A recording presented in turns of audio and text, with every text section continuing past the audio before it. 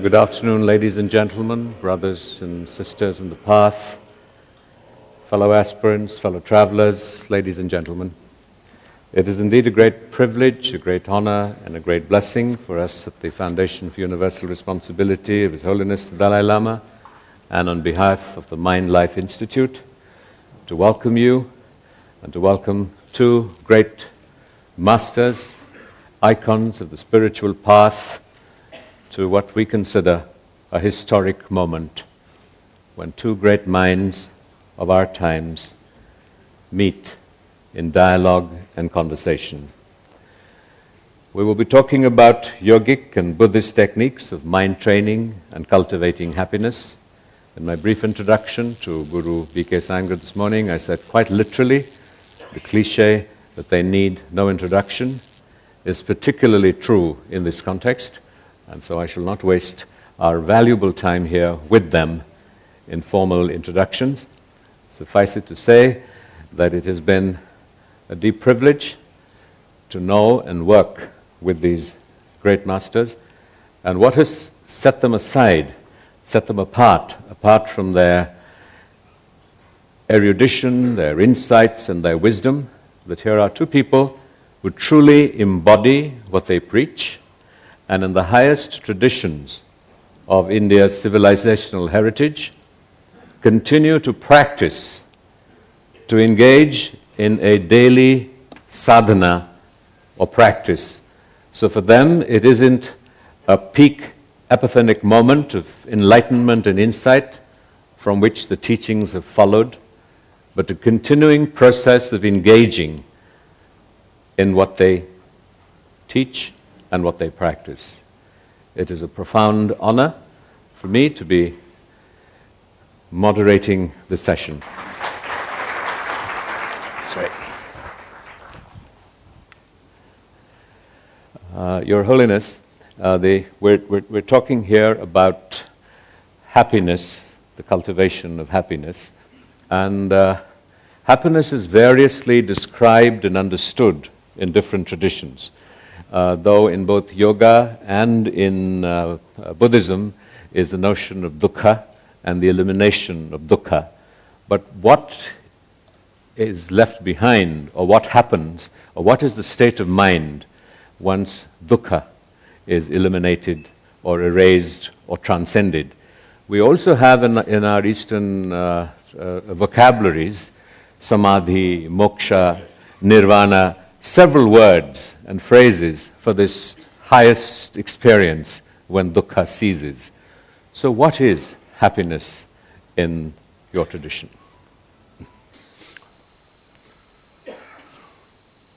Firstly, I really enjoy this occasion. I usually refer Indians as our guru. So now here, I think real sense of guru. I'm Chara. I just learned. You see, at the time of my birth, he already started teaching yoga. So 76 years is the practice of yoga and also is teaching other.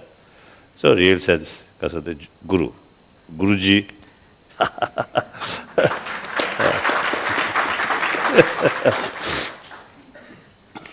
I usually, of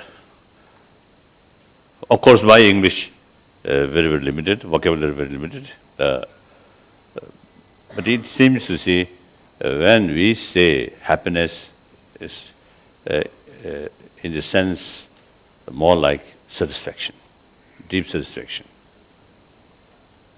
Then like I think the nirvana, moksha, the stage completely sort of cease the sources of suffering. That is something permanent sort of satisfaction. And happiness, not necessarily the feeling of pleasure. Right? So sometimes suffering, physical suffering, I think mainly physical suffering also brings deeper satisfaction.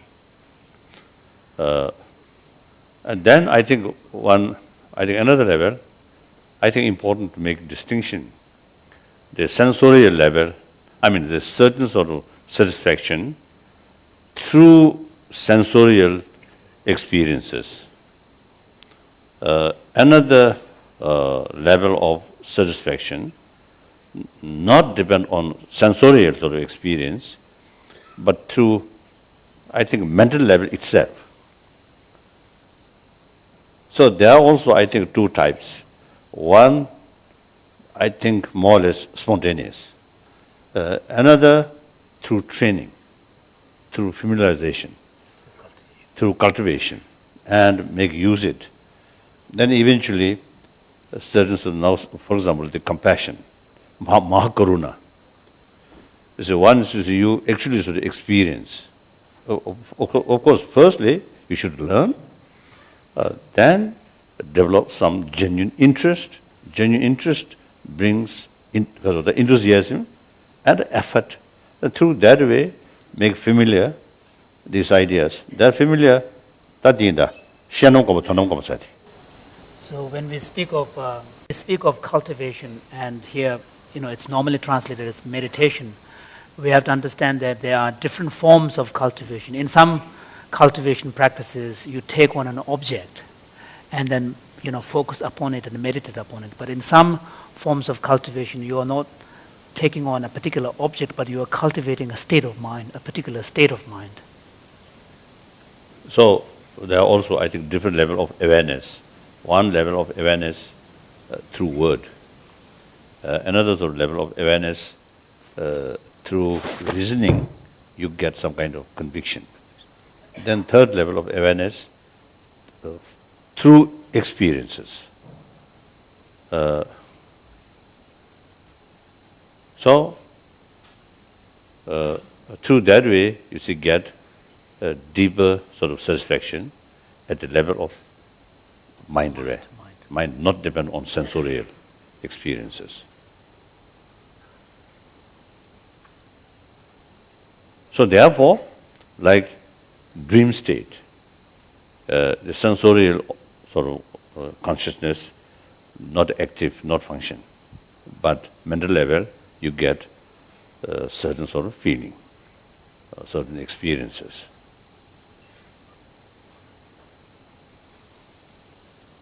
So, I always stress, as a Buddhist, our main sort of as a goal is Buddhahood.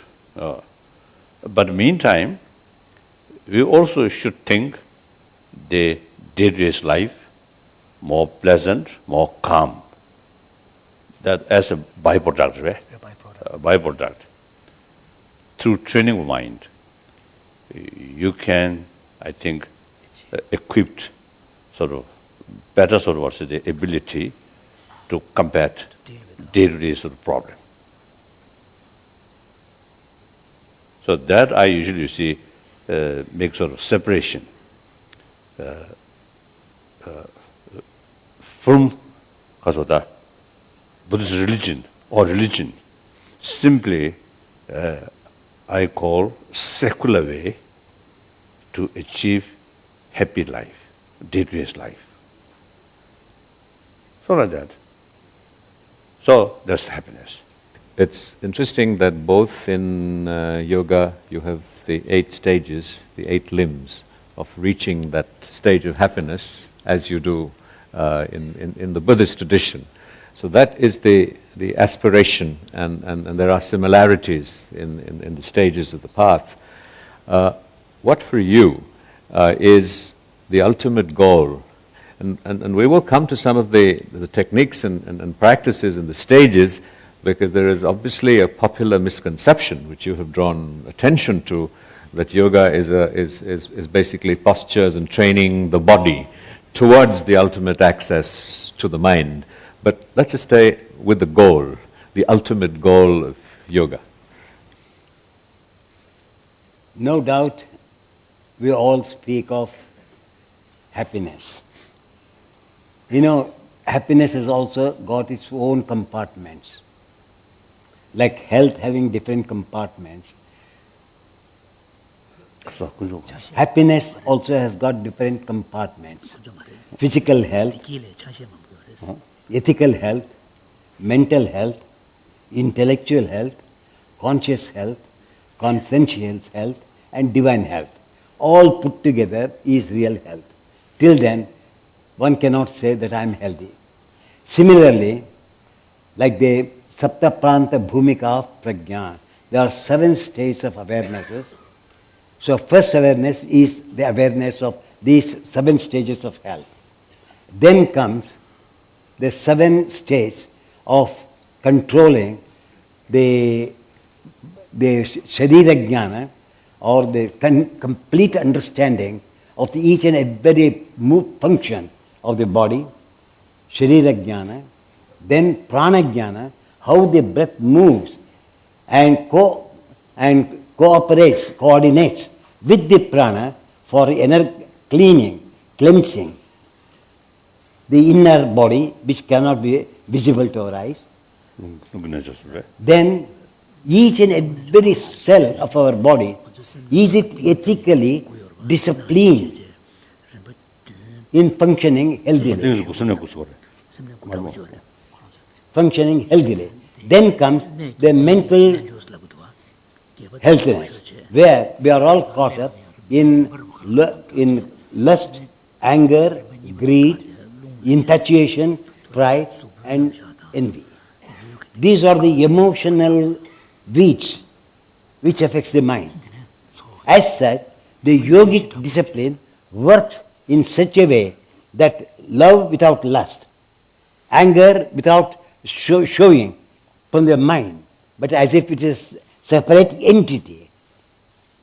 When this art is developed, then the mind comes under control, so it experiences a state of poise, or I can say passivity, quietness, latitude. So when that state comes, as Holiness said, that is the stage where one has to jump towards to experience what real happiness is. Happiness is definitely subjective. It depends upon each individual. According to Yoga Sutra, Patanjali says that when he speaks of samadhi, he speaks of vitarka, vichara, ananda, asmita. I am taking first 4, where the head being a logical seat of intellect, vichara, mind being the seat of the intelligence, there should be a thorough communication between the intellect of the head and the intellect of the heart. When they get blended together, then Patanjali says there is a joy. The moment the word joy, ananda, comes, the I, the quality of the I, fades out.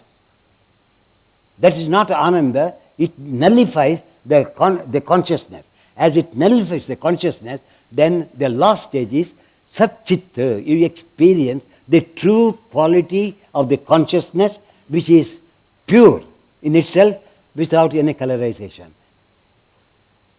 And that we call it Satchidananda, but it is only Satchit because there is no Ananda. Ananda is on the I, quality of the I, beyond the mind, is the Prajna, or you call it Atma Prajna. So there, Atma has no happiness, no suffering, nothing. So that is known as unalloyed poise, unalloyed peace, unalloyed joy. The aim of yoga is to experience the non-colorization of happiness, which ends only when one reaches from the physical, from the skin, going through the inner body, cleansing the inner body, cleansing the mind, cleansing the intelligence, cleansing the consciousness, so that when all these facets or all the vehemence of the self is completely cleansed, then there is nothing but joy, which cannot be called as a joy, which is beyond joy. And that I call is a real happiness. So, Your Holiness, would you see this in the context of clear light, of without any kleshas, of having transcended any sort of descriptions of this state of experience and being, so that you can no longer label it as ananda, joy, but it is a state of being which is, I'm lost for words, I'm certainly nowhere near understanding or experiencing it, but do you see parallels in that? When we're talking about these various states of mind, particularly those that are derived from meditative experience, we are dealing with a very, very complex and complicated subject here. For example, in the Buddhist sources, there are descriptions of various levels of absorbed mind, if you want to call it. For example, we understand the descriptions explains the states of mind in terms of progressively from a grosser to a subtler levels of absorption, and beginning with the everyday mental experience of the sensory world, then moving on to transcending the sensory experience and so on. So, and similarly in the Buddhist tradition, we find actually quite different descriptions as well. For example, in the Abhidhamma Kosha, as well as Abhidhamma Samuccaya sources, there are descriptions of various levels of jhana, concentrations, and each of these with different characteristics and qualities of mind. But then if you look at the Vajrayana sources, there seems to be a slightly different explanation of the different levels of subtlety in the perspective, particularly in the highest yoga tantra. So, we are actually dealing with a very, very complex issue here. Well, to bring this down to levels as unworthy aspirants as me can understand, what is it that makes Your Holiness happy on an everyday living experience? I think my experience, almost zero.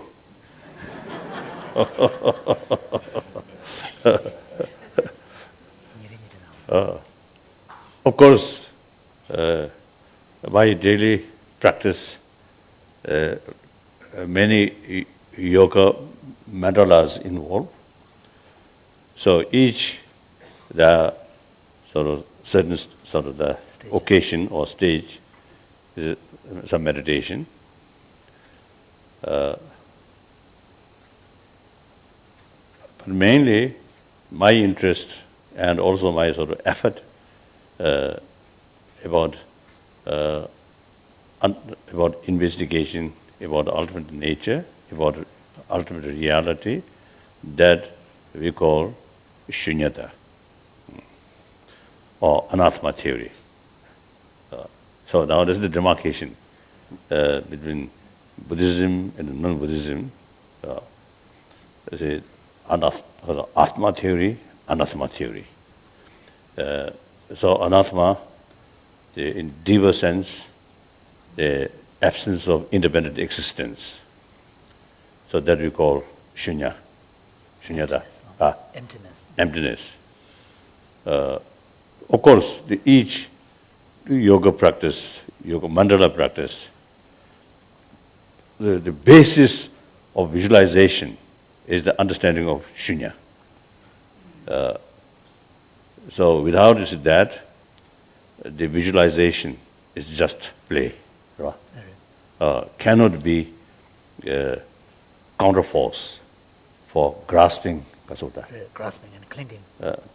Grasping and clinging. Kada tuni tawa the drain, taina jo magomna, taina jo di tadu zibinyol rutungwa. So unless one practices in the Buddhist context, such as based on mandala practice, is rooted in a deeper understanding of shunyata, emptiness, then it can in fact perpetuate grasping.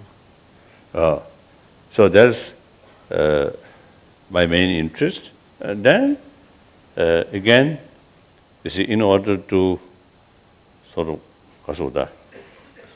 kara tungni gomyadi 시중에 불도돼야 남진 교른 도돼야리야 다 더쳐주고 있는 거야. 근데 인도자네 자주 쓰는 집민들 경향도 좋지 되게.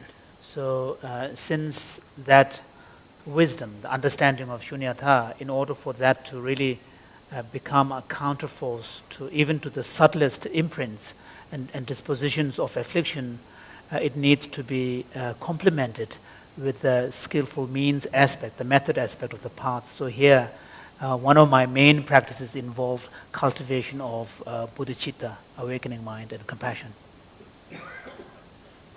So, then practice of samadhi, it needs hours of meditation. So my excuse is I have no time.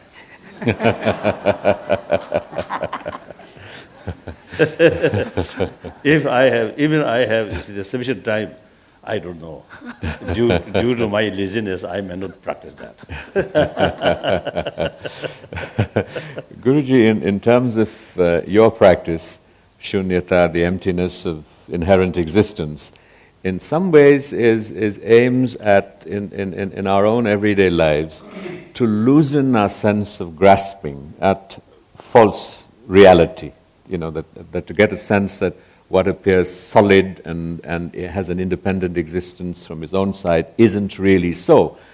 Would you see parallels to that in the investigation of recognizing that Maya, illusion, that all the world is an illusion, is a similar aspiration, though, underlying the notions of Atman and Prakriti and other principles? First of all, we are, as being human beings, we are all struck by dukkha, no doubt about it. Right. On account of our mental deficiencies. Vitarka vichara,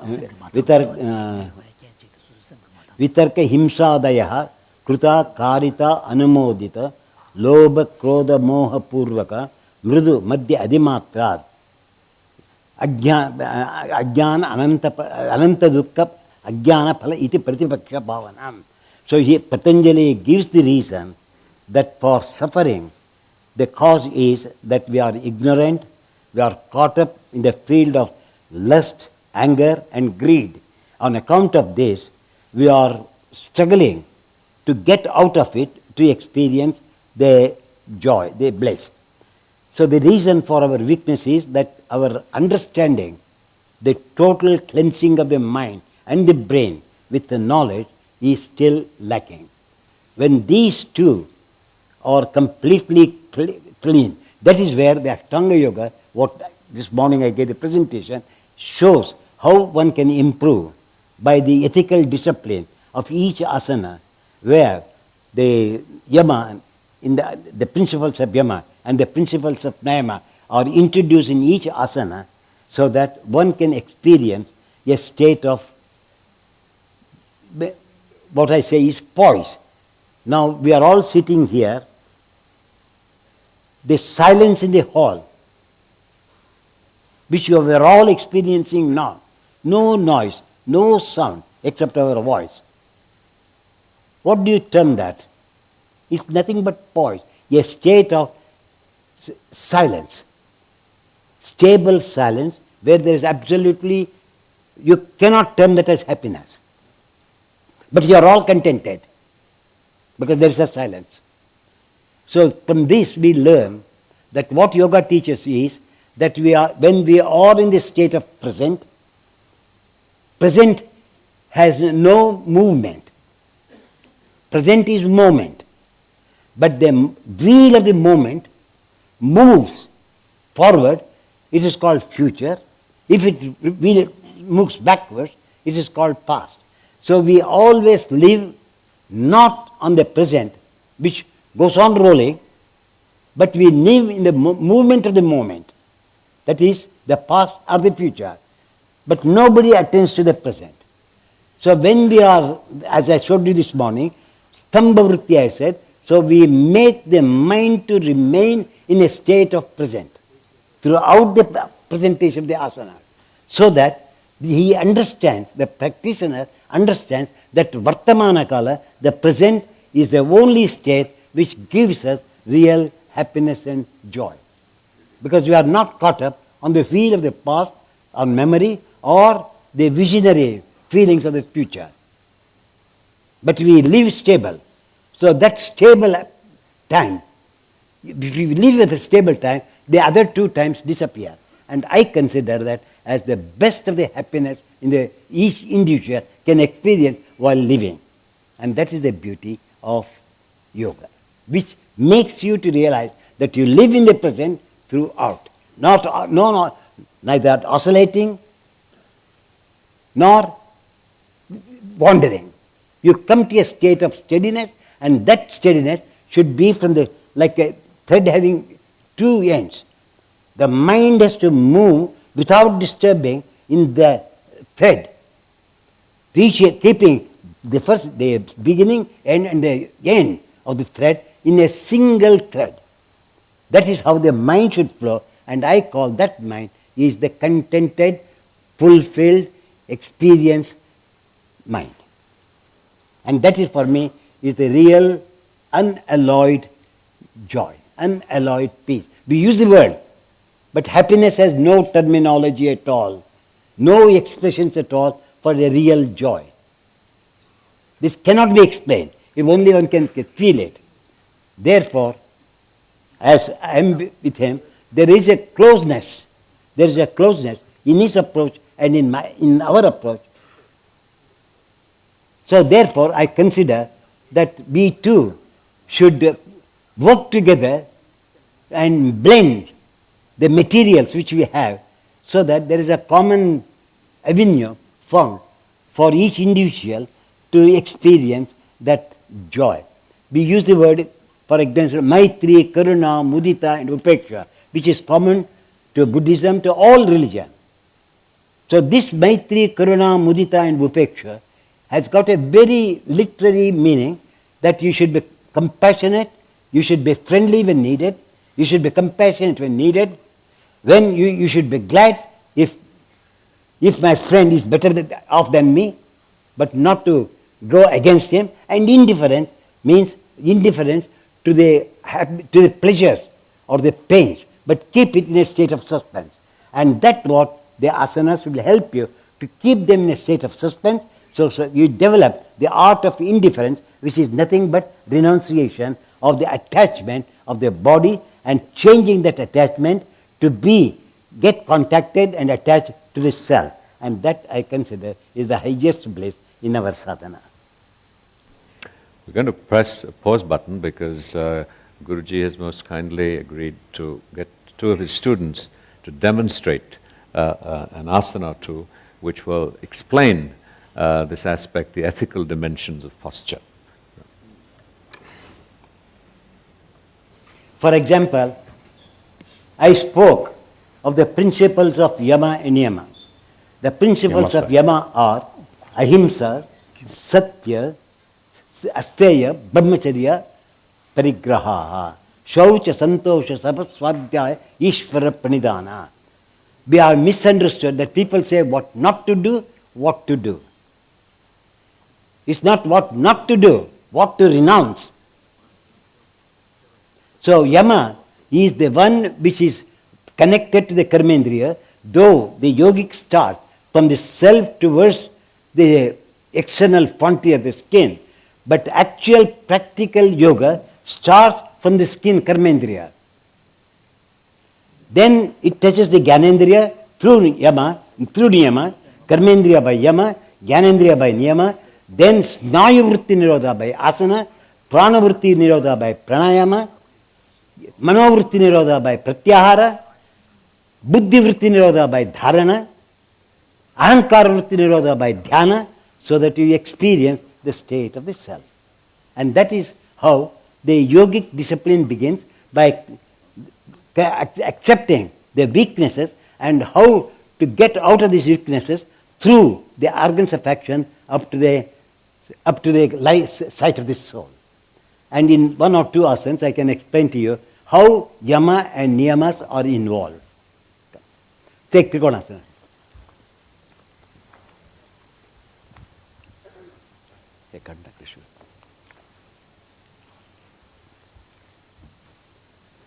एक बाजूला take.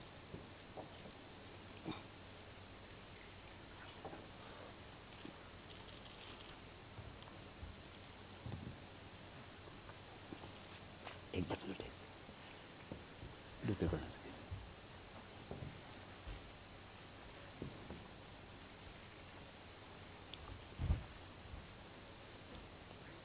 Now I have gone to the asana directly.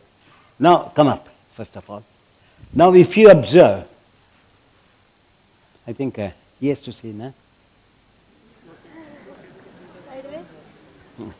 Angular. No problem. Okay. Ipri pun angular pun. Ipri. Bas. Idu mela padu.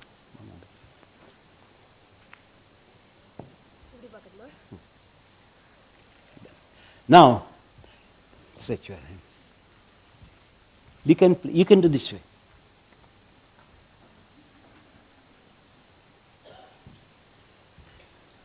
Now, if you observe, this is the center of the brain.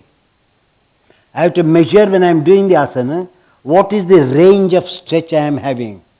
What is this range of stretch I am having on this hand? There is a difference if you observe this and that tip. And this hand is going in one direction, that is going in another direction. Can you see? So body has its naitika dharma. There is a niti, but ethical discipline is not here, whereas you can see this middle finger facing her. This middle facing is in this corner. So mind purging begins from here. I said, how that nail is running, I have to run that nail also in the same direction. Similarly, you can see. Now, I showed about the hand going to this side. Now, ahimsa, this is known as himsa, aggression. Aggression is himsa, not killing alone. Any aggression in the body is himsa. Now you can see, this is flat. This wrist is flat. This wrist is bulging. So, we do the asanas, but asana is meant to observe. So, Sharira Prajna is essential. So, she has no Sharira Prajna, so she follows the dictate of the body. But she is not using the body as an agent for her to purge her intelligence. So, what I say, this I remove that. Drop this down and then stretch. Now, I remove the aggression. So, that is Satya, Ahimsa. Now, observe here. No, you do it. Niche and Now, if you observe, see this leg, see that leg. See his leg, see that leg. Watch here the line. Watch here the line. This is projecting, this is going in. That means there is a fear complex, greed. We call it greed, fear, life, fear of death is a greed. So the greed is that the fear that she is doing does not know that the somatic fear is gripping her, which does not allow her to open here. Now the fear is in this big toe. Roll the toe outwards. What happens there? Intelligence moved, energy moved, freedom came. It was blocked here. So the fear was in this big toe because her mind is thinking that I have to do the asana on this side. So this toe is protecting her. But then she does not know that that toe is gripping me. So that is asatya. Here there is a satya greed, there is ahimsa, there is also steya. This wants, because this is holding. So now I can conquer this leg over that. Like today it is going on, intellectual patents. So this is a type of patent, acquire. Let me accumulate some more of that. And that is why you have to know that each and every part, which is aggressive, which is non-aggressive, which is showing the right path, which is showing the wrong path, which is satya, which is holding, which is not holding, which is coveting, which part is not coveting. I said this was coveting. Greed was there. So fear of greed and fear go together. That's why I should show on this side. Brahmacharya. Now when the mind, intelligence, what is brahmacharya is, the cell, the flow of the cell should move evenly everywhere without any divisions. Now she is doing, he is doing, he is doing. Now if you observe, see the opening, the lifting of the chest, closing of the chest. Here the ribs has fallen. Where is his shoulder? Where is his shoulder? So narrow. We do the asana, but that is known as bringing the mind to see the hidden parts which grows weeding. That's what we call diseases. Dukkha comes because this hand is unused, this hand is used more. Now I will adjust. Now don't bend, right? If they bend, the position is gone. So what I do, now we can observe. So this is known as fear complex, stay here. I am coveting, I don't want to leave it. Now what I do is I touch. What happened to the hand, sir? It became longer. Can you see now? So that means I allowed the pranic mind to flow. He was doing like that. So it was locked. The mind did not flow. It was a block. He blocked the flow of the mind. So as just now we talked, he is happy here, he is unhappy here. He is dukkha, this is sukha. So I said, release this. I brought sukha there also. Now go to prose. Now you can see. Swami, he can also Holiness. Now if you observe, when he stood, come on, together. There is no deformity from the hip to the leg, foot. They are even, right? Not one is above, not one is below. Not one above, not one below. Now go to the pose. You will be surprised to know, this leg is short, that leg is long. Does anybody know? See, this leg is long. This leg stretches short. This is known as abrahmacharya. That means Brahma's, the spiritual intelligence is not flowing that leg. Therefore, that becomes physical asana, like all others calling it. But I have to change the position into a spiritual asana. So what I do is, I just move and I said inner ankle lift up to the level of the outer ankle. That means the self is flowing evenly on the outer ankle and the inner ankle. So I brought brahmacharya in that asana where the one leg was long, this leg you can see, this leg is long, this leg is short, this leg is long. You can see here the length. See the length. So that means fear complex. Again, they are holding. So they don't want to release their mind. Now you can see the length increase. And again you can see this chest is projecting. Here, according to I explained yama, niyama, shaucha. It is taking a bath. Blood is flowing everywhere. Blood is not flowing here, no bath there at all. Ashaucha.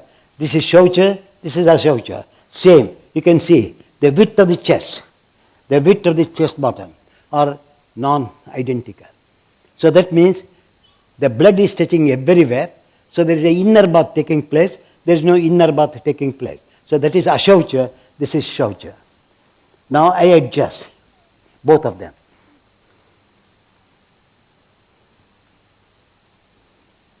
Now you can see how much I gave bath to that side in the asana. You can measure this, you can measure this. The water does not touch the surface of this body. So what I do is, I readjust. They are using a brick for support. Still, now can you say? This is shaucha. Because I brought shaucha, this sensation I have introduced there, so that is known as santosha. So I'm happy here because the blood is touching here, this is also oxygenating there, evenly, without any deviation. Follow? In order to do this, that is tapas. How to use my mind? You have to have burning aspiration to get the straight pose. Now, show the back. Show the back.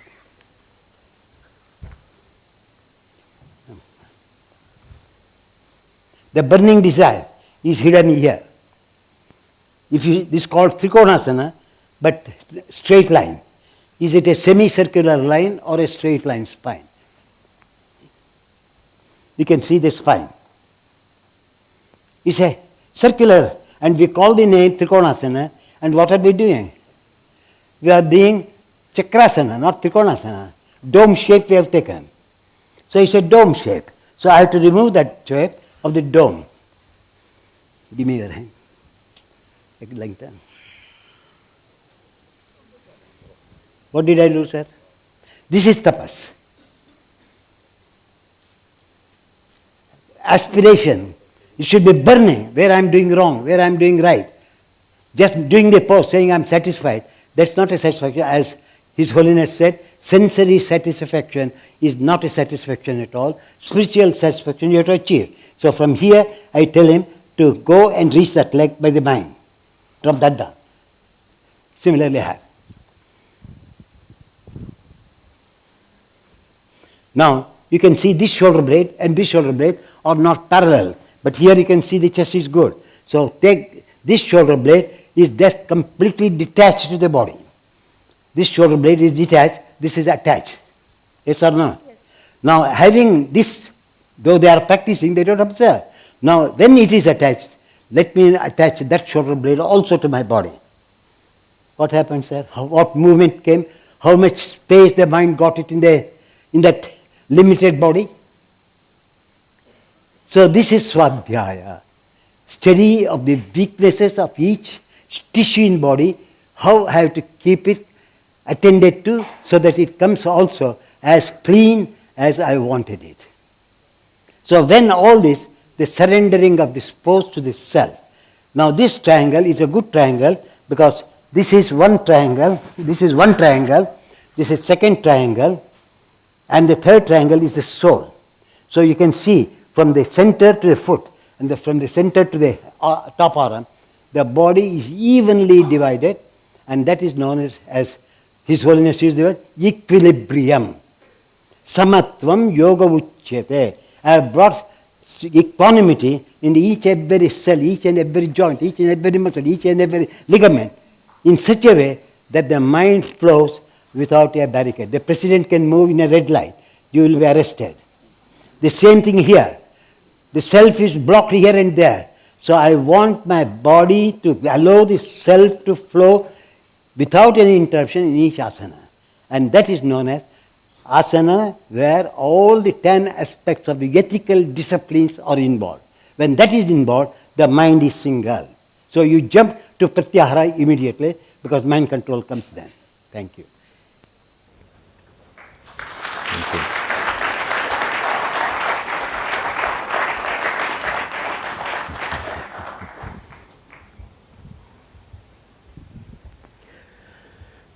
Thank you for that very inspiring, insightful, empowering, and to use contemporary jargon, awesome demonstration. But I think it raises implicitly, again, and if we were to look at the two traditions, and now we're talking about techniques, in many ways, when we look at the Buddhist tradition of practice, working with the mind and the emotions, it's in a sense to leave the body behind and to move into consciousness, to train the mind, and that the body will somehow follow suit. And what does His Holiness think of yoga? After all, the Buddha spent many, many years practicing yoga before he sat under the Bodhi tree. And so, what is the place of physical exercises and practices? And particularly, we have seen here that just by fine-tuning alignments in the body, there is release of emotions, of negative emotions. And if I could just sort of, a personal reflection or a recounting of an exchange with Mr. Iyengar, and I recounted that this morning, that when I met him about 2 years ago in Pune, he said that, look, he had given up the active teaching of yoga because he was concentrating on special needs yoga, because he wanted to concentrate on his physical practice, on his practice of asana and yoga, because he felt there were still parts of his body that his consciousness had not reached. So implicit in this path is the ability to carry your consciousness, as in some ways we work in Buddhism on our consciousness and minds, to the remotest, deepest recesses of the physical body. And from that follows and flows insight and a change and a shift in consciousness, which is a sort of different approach in some ways.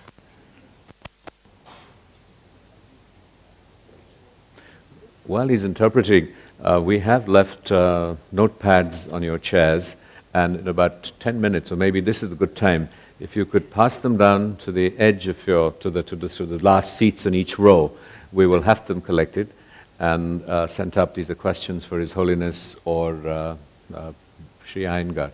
So if you have a question that you'd like asked, and then my colleagues will collect these and send them up. Please. Of course, there is a very intimate connection between our body and mind. And there is a clear recognition of this in the Buddhist sources. For example, when a practitioner sits down to formal sitting meditation, there's a great emphasis on adopting the right body posture, known as the posture should have 7 aspects of a good posture of a meditator. And one key part of that is maintaining your spine straight. And the idea here is that when your spine is straight, then it allows for the energies to flow more fluidly, and there is a kind of a certain relaxedness in your body. So there is clearly a connection there. May I interpret it? You know, according to us, the body is the scene and the self is the seer. According to Yoga Sutras also, Patanjali says the conjunction between the seer and the seen is the cause for all unhappinesses. So discard.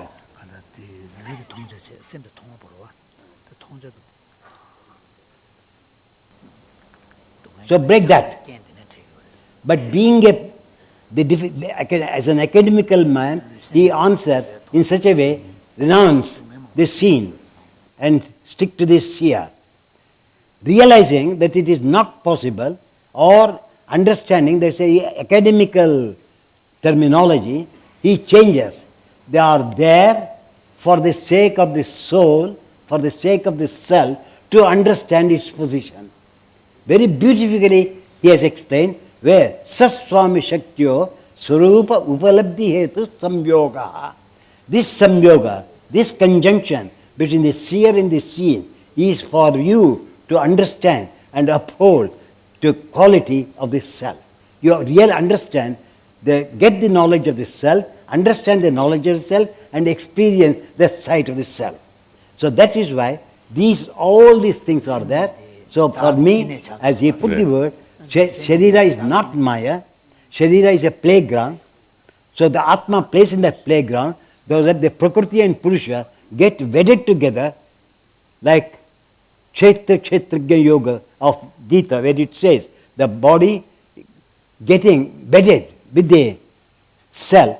So yoga also makes the Prakriti to get wedded with the self, so that there is no deviation between the element or elements of nature or the principle of the soul. So union of these two is really the human happiness that one is striving for to experience that. And I call that is the stage. And His Holiness also said, when the Manolaya comes, they call it Shunya, we call it Manolaya. There is no difference between Shunya, Ashunya, or Manolaya and Manojaya. Manolaya is a state of quietness. After experiencing that Manolaya state, where the mind do not wander at all, stay in a stable state, then the constructive use of the mind is said that now use the mind. This experience of quiet, tranquil state of the mind, use it as a 5th Purushartha, as Bhakti Marga. Dharma, Artha, Kama and Moksha are the 4 Purusharthas which everybody knows. So the 5th Purushartha is that after having reached this state of equipoise between body and mind, change, because the body can take care of itself, the mind can take care of itself, so both mind and body releases their consciousness and the intelligence to think of the soul and mingle with the soul. And that is what the aim of yoga is, and we are struggling for it.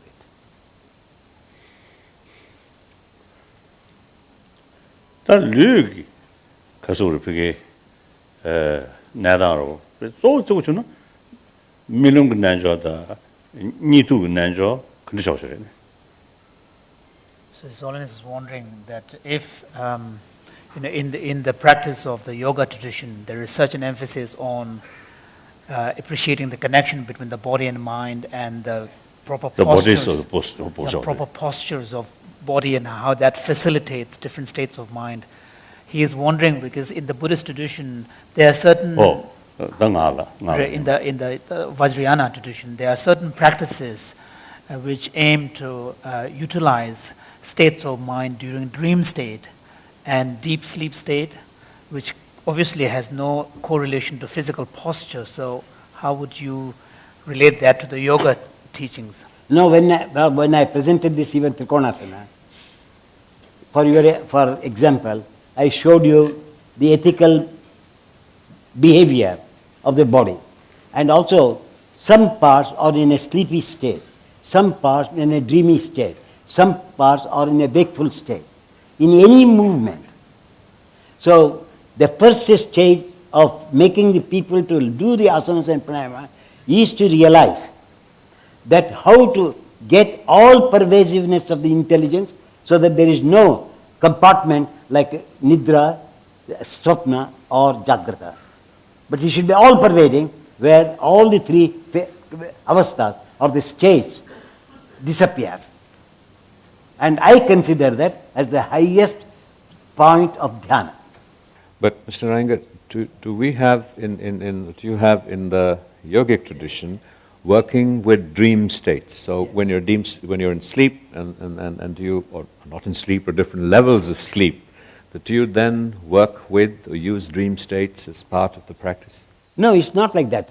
Most probably yogis do not get much dreams. And what you have to know is the state of the mind. In Jagrata state, the mind is in the brain. In dreamy state, the mind is in the throat. That's why many people get choking in dreams. And in sleep, the mind rests in the heart. Hridaye chitta sambhite. So the seat of the mind is the heart itself. So as such, when we practice asanas, we make the mind to see that it does not do half part the forgetting, half part acting, so that the entire wakefulness of the brain is diffused towards the bottom of the feet also, so that the energy and the electrical power of the intellectual strength is equal. What is in the brain should be on the feet. And that is actually active meditation. Please don't think asana is a physical. It's active. There are two types of meditation. One is active meditation, one is passive meditation. In active meditation, we bring the self to come in contact with the physical body, whereas in dhyana, the physical body moves towards the soul, the core of the being. In dhyana is centripetal, in asana is centrifugal.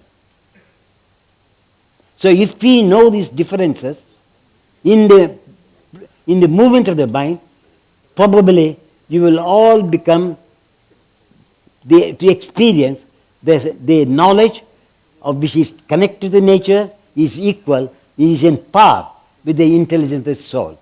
So as long as there is a difference between intellect, cultivated intellect by the mind, and the dominant, hidden, illuminative light, if these two join together, I consider that as dhyana. And that dhyana leads to swarupa shunyavastha, which we call samadhi.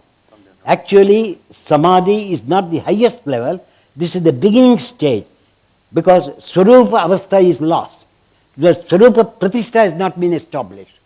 So Kaivalya Pada speaks that after experiencing the quietness of the self, where the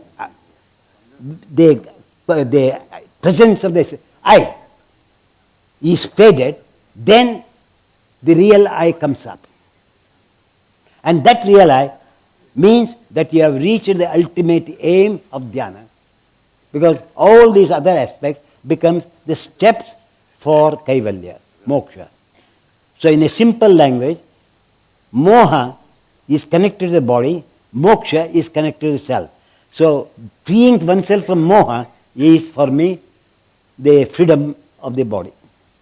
Your Holiness, in both traditions, the circumscribing moral framework is a crucial imperative.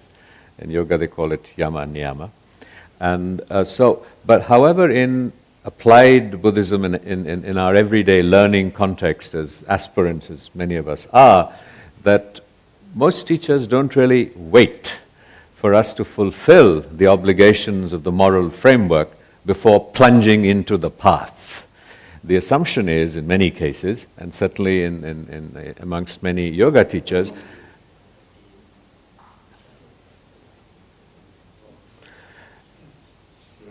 the assumption, the assumption in some sort of many yoga traditions is that if the mind is very agitated and in deep distress, then you might as well apply techniques of pranayama or whatever, of slowing the mind, so that you can begin to address issues of morality and subscribe to the moral framework. So how important is the order, the sequence of moving from one level to the other of practice? Because what we've been talking about is intellectually stimulating, but certainly and I can only speak by myself, I'm sure people here who are far more evolved than I am, that it's unattainable, certainly in this lifetime, that aspiration. So we're still stuck. We're trying to live, morally better lives and struggling with that. So what are the aids that we can access?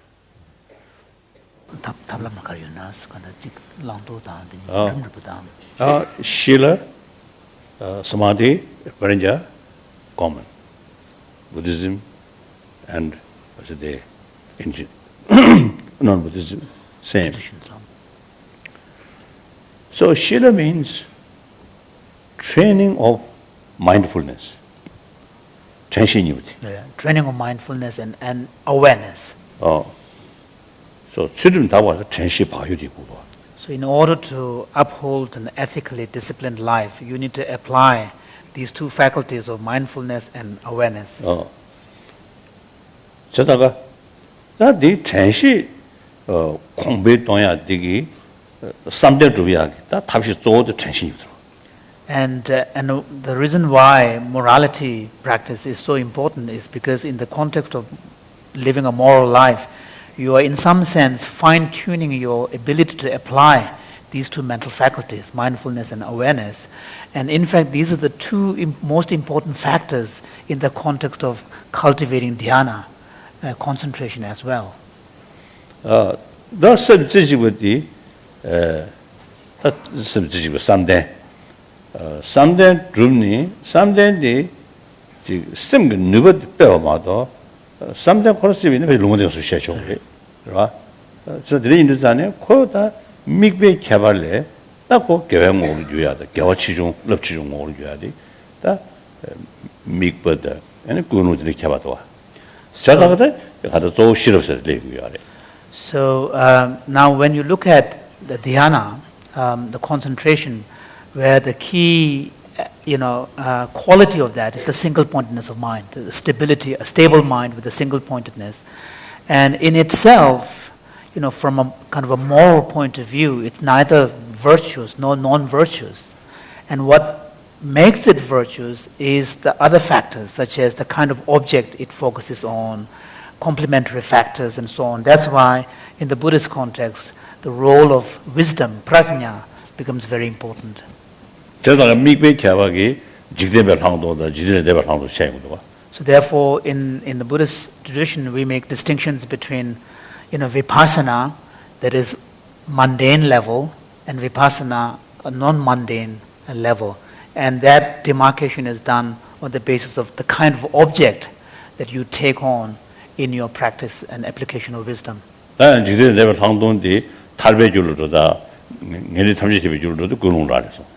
whether that particular practice of vipassana, whether it is mundane level or non-mundane level, becomes, from the Buddhist point of view, a cause for attainment of moksha or liberation, again, is determined by the kind of motivation that underpins that, whether it becomes a cause for attainment of liberation from cyclic existence or omniscient state of the Buddhahood, is again determined by the underpinning motivation. The Sangha Naliya, the Sanjay Sangha Chunaliya, Chaju Juju, that Nanjo Lami is Jenny, that Nanjo uses Jigdabine, that the Nanjo says it's the Jigdua. Which Chaju Lai Nanjo Yari, Dunjig Nanjo Yari, Yari, Juju did she Yari, Yari in Nanjo, Tanya Jasadi, Nanjo Ju, that you command you with the Jai. So Mrs. Chaju could lay Lung Sunga today, Yari, Lungan Yari. You know, that's so centrist the Nanjo Junala. That is all Nanjo Lami Junala. So that the undertaking of considered Sim Namdo Daman to Yevakaduria, Dimato, her of Yarjilia, when the Lungu Kutu said, linked one. The Vegeta turns out the vision now, Shuneri, that you done that in the Mulali get it. So, as you are aware, Dr. Iyengar, in the Buddhist context, we also use the term yoga, particularly in the Vajrayana tradition. And within the Vajrayana, traditionally, we speak of 4 classes of Tantra, in the Buddhist Tantra, the Kriya, Charya, and Yoga, and Anuttara Yoga. And so although in the first 2 levels of Tantra, there are some form of yogic practices that involve usage of your breathing processes like pranayama. However, it is in the Yoga Tantra, and particularly the Yoga Tantra, the real sense of yoga is understood in the Buddhist context. That the Lugi energy somewhere. Did the position, Sim Topa, Kone Konto Payada, Sim Namdo Gotola, any energy, the position. That's Sim Shamba Lung, that good the energy, Sim Yoyak Nubati. So that the Zolung the joy of Indusane, Zolung Nat Nuyachi. That Zolung Nat Nuyak in Yamni Chevala, Ludi, but Debushi, Jongushi Quachi. Shen, Zaki Lungi Oyagi, Yangar Chigori. Tao the Yangamaya, any Lujung did. So in the Buddhist context, particularly in the Vajrayana, the term yoga is used in a particular way, where the kind of the special feature of the Vajrayana practice is the utilization of bodily energy as part of the meditation practices. And there is a recognition that the movement of the mind is very intimately connected with the movements of energy within the body. So therefore, if one wants to train the mind and discipline it, one also needs to find a way of calming the turbulences in the mental state, a mental level, and that needs to be done by cleansing and training the bodily energy, the vayu, the pranas. So, and therefore, in order to do this, then you need a kind of a certain flexibility of body. And so part of that preliminary practice of the yoga, we have actual physical exercises in the Buddhist text as well. That they are not teaching us. They are those negative.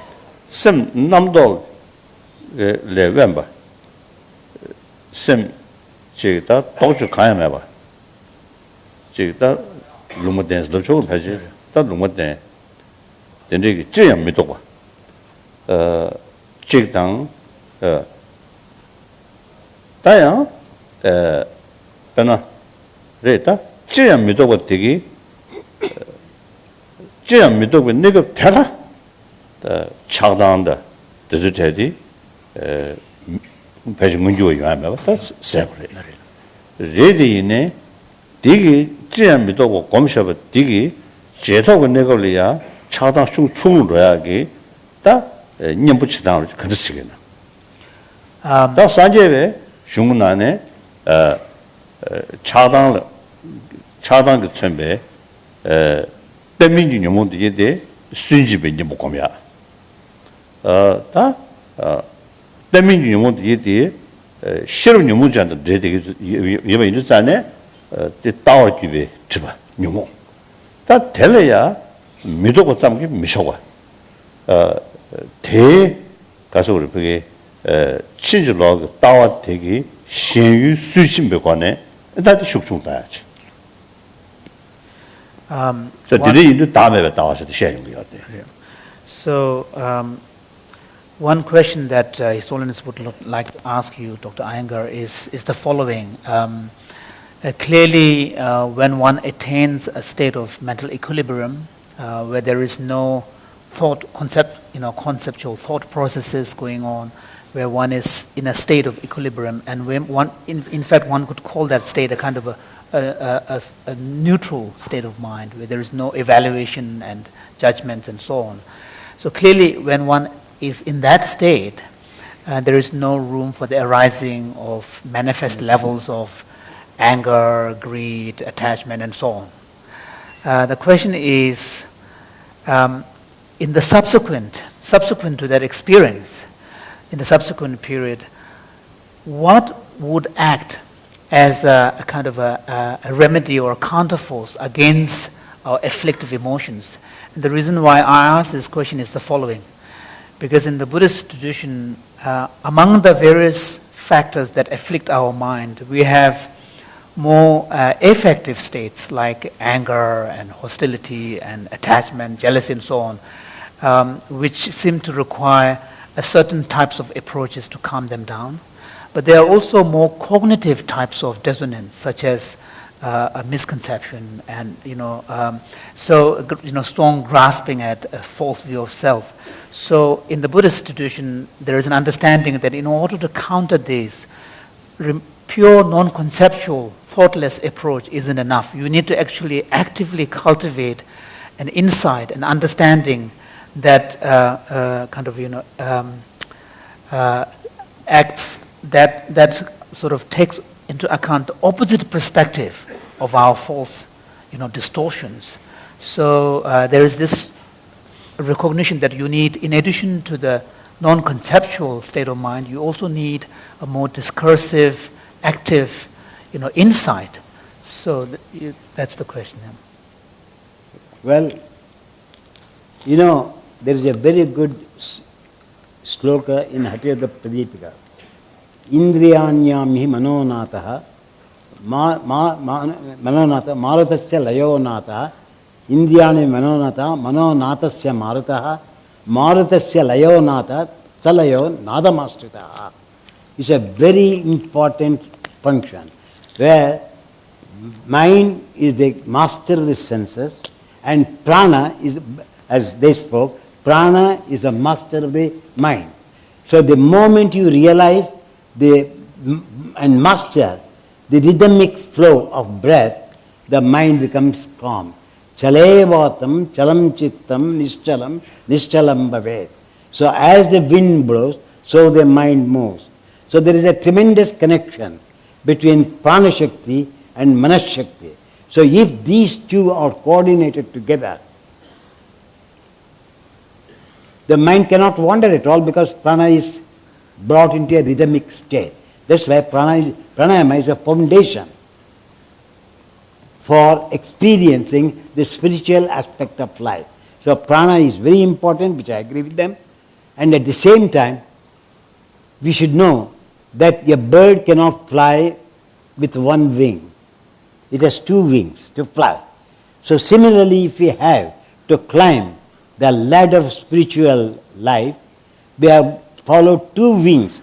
One is the ethical practice of yama and niyama, and the other is shilata, righteousness and virtuousness. Both have to be balanced in order to experience the truth, the real truth of our art of living. And I think we are all working for that to experience this. Dr. Iyengar, I think that in terms of our aspiration for happiness, for want of a better that in the Tibetan Buddhist tradition we're often encouraged that if we have kleshas or negative states of mind, to meditate on an antidote that will diminish the power of that negative emotion. So, and to move beyond the merely calming of the mind, of getting the mind and body or the subtle elements in sync and harmony. Is there a role for something like that to work with thoughts and ideas and emotions? You know, vitarka bhadane pratipaksha bhavanam. Very clearly it is said that if anything, negative currents are there, you have to think of the opposite currents to function. Vitarka bhadane pratipaksha bhavanam. It has got two meanings, bhadana and bhavana. What is the bhadana you experience and what is the bhavana you experience? Suppose they did Trikonasana. What is the bhadana on the right side? What is the bhavana on the left side? So synchronizing the bhadana with bhavana with the bhadana, so the bhadana disappears, the bondage disappears. So pratipaksha bhavana is also in the yogic term, but it is meant for the intellectuals. So what about the common people? So for a common man, average intellectual, Patanjali uses the word that after exhalation, Maitri Karuna says, he speaks that after exhalation, remain quiet for some time and experience the state of the mind. So you experience a state of manolaya after exhalation. So first lesson Patanjali gives is about waiting, pausing after exhalation, passive exhalation, not forceful exhalation. The air has to be released, not to be expelled. So you have to learn that way so that the mind gets the quality of quietness and tranquility. From that one he has to develop how we have to improve in order to conquer the 5 elements, 5 tanmatras, the indriyas, the manas and the buddhi. He gives in the 3rd chapter how the asanas help to conquer the elements of nature, the panchatanmatras, the atomic qualities of nature. Then he speaks of the sharira, which has the whole. For you to improve further, where the indriyas become quiet. When the indriyas come quiet, the mind becomes quiet. Mind unites with the Mahat, cosmic intelligence. Cosmic intelligence dissolves in the nature and Prakriti shines. If I may take up... Purusha science. If I may take up a few of the questions from the audience, and there isn't much time, so I will just limit it to 2. How do I control my happiness if someone I love is in deep pain? How can I be happy and have compassion in such circumstances?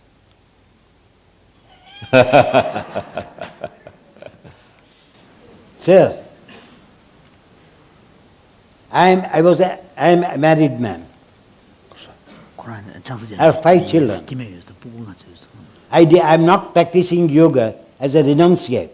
I practice yoga, though Shivanandaji and all others offered me that they would really give a diksha. I refused. I said, I am practicing yoga for the common people to get the quality of what the yogis say. I said, I am married. I did marry. And after marriage, I made my wife to become my teacher because alignment was not known to me. So I guided her how she should look at my poses and where I go wrong. So there was a tremendous attachment between me and my wife. But all of a sudden, the institute was inaugurated, Bhumi Pujan we call it, and within 24 hours my wife died. And I have taken such a responsibility, and I told my children, of course if my children were there they would have said, today is Friday, my wife is leaving the house, you will not see my mother again. And next day she died. I admitted to the hospital, she died. Now a man with such an attachment to my wife, what have I to do? I was in Bombay. I asked my wife, should I stay or should I go run the Bombay class? I was conducting weekend classes in Mumbai. So my wife told me, no, I will look after myself, you do not close, please go and teach. And the moment I was reluctant, but still, if you are confident, I will go. I conducted the class, Saturday night, I was very restless, and at 3 o'clock, my students come and tells me, your wife is seriously ill, you have to start to Pune immediately. So we went halfway, then in the halfway they asked me, would you like to go to a hospital or you want to go home? I told my friends, my friend, if my wife is dead, she is at home. If she is sick, she is in the hospital. So I do not know. Then they told me at that time, my Guru, your wife is dead, but we did not want to tell you. So as the question is very good, so I accepted it. I said, my friend, I knew that when I told my wife left on Friday, my house, that means she will not return. She is a Griha Lakshmi. Griha Lakshmi left. So my mind was already, God had given me the mind that you are going to lose your wife. So I lost my wife, but I told humorously, but fortunately I have got 2 wives.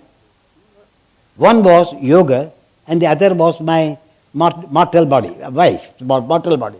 I said, God has made me that you are caught up within these 2. Now I have taken one of your wife out and I am leaving you the second wife. So that is how I became more interested in yoga after my wife's death, and I conquered attachment because I knew that soul knew, because my children never suffered. She said, I want to see my children. The doctor sent, she saw the children and she said, I will not come home, please go and light the lamp.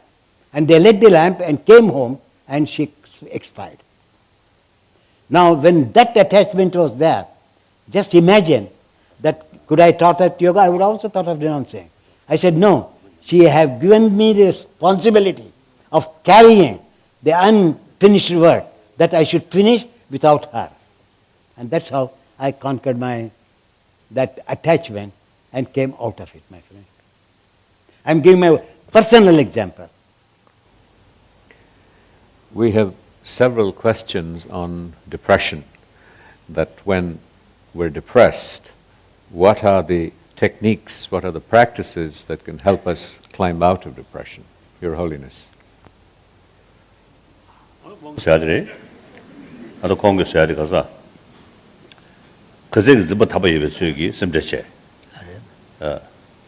As Dr. Iyengar just pointed out, what is very true is that the stronger you're grasping, the greater your suffering and pain.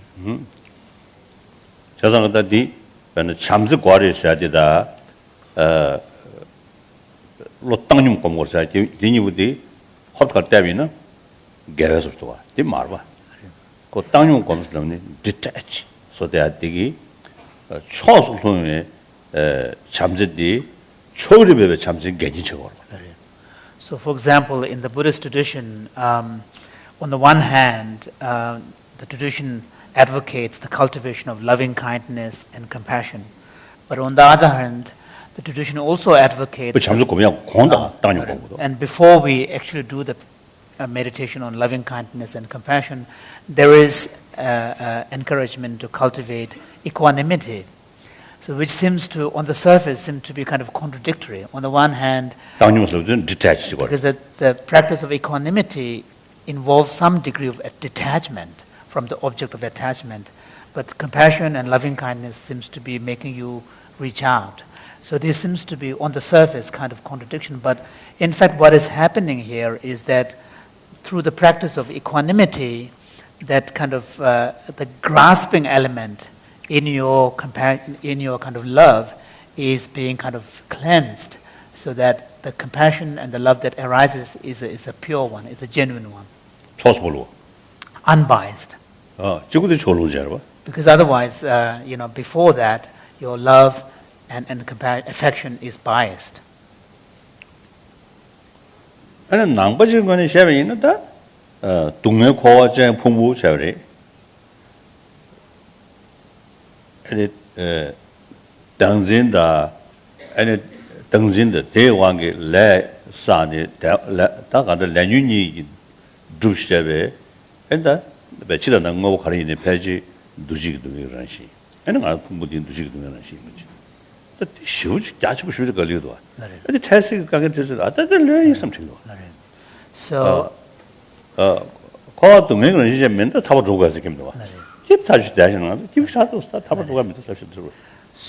speaking from the perspective of Buddhist practitioner, then what is required is a kind of an adoption of a certain outlook on life that takes into account that also I think you mentioned our very existence as a conditioned being, conditioned by afflictions and the ignorance that is at the root of these afflictions.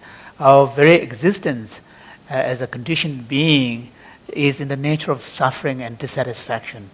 So once you have that kind of outlook and understanding of suffering and dukkha in the general and wider sense, then from that wide perspective, then the individual specific, when you encounter suffering and tragedy, then you can accept it and you can say, okay, that's to be expected, that's part of the reality.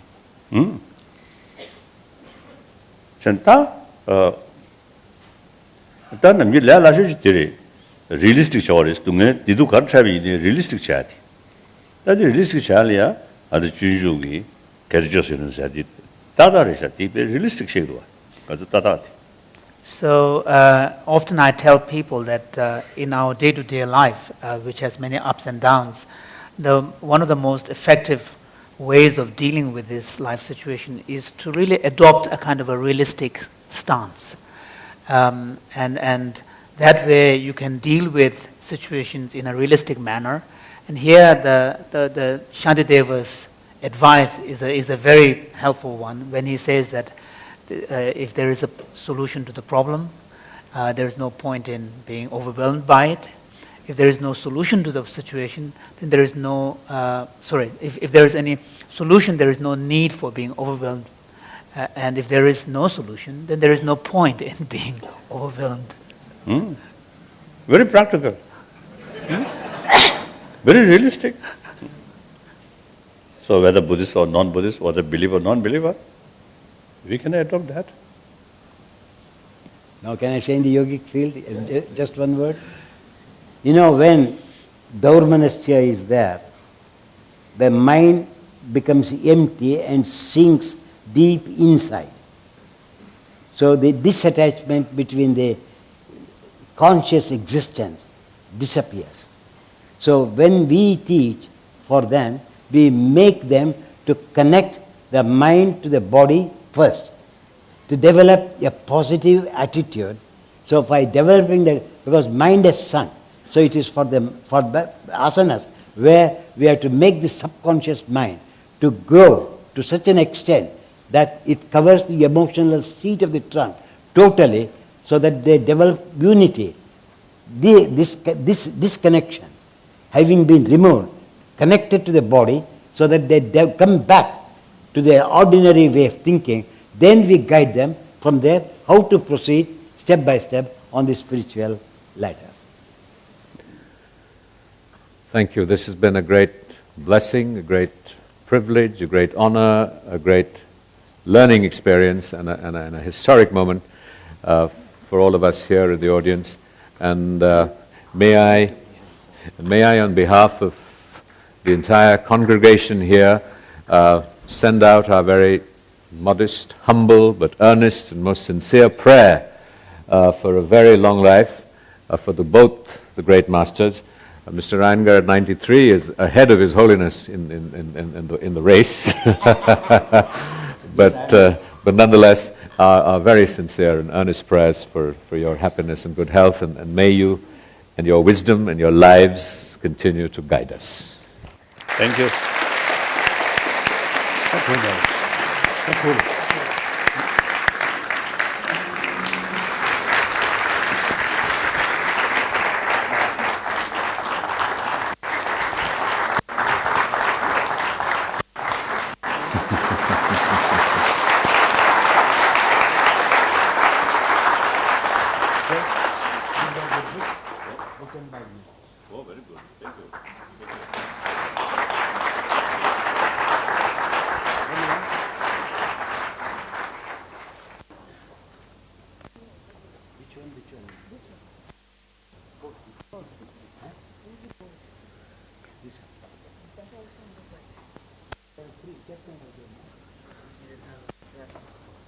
Which are the two?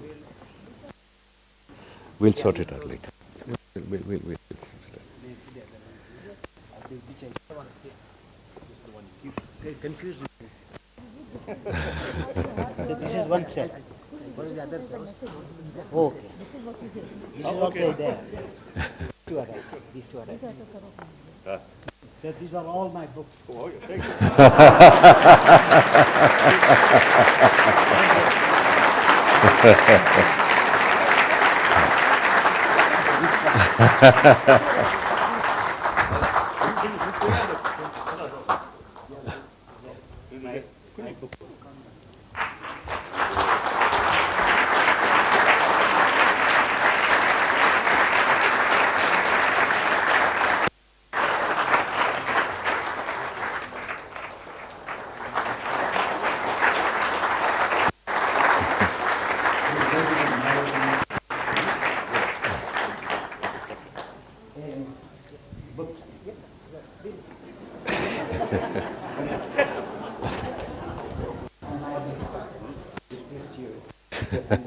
I see. Heavy. Thank you. Two sets. Complete.